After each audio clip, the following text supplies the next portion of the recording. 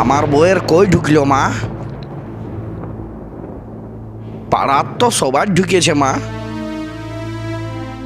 আমার বউ কি 3,000 পাবে নাই মা? তোমাকেই দিতে হবে। 3,000 তুমিই দিবে মা। আমি মোবাইল কিনেছি মা। মোবাইল দোকানে আমার ধার হয়ে আছে, কি করে মিটাবো আমি? বলো মা, বলো মা, বলো।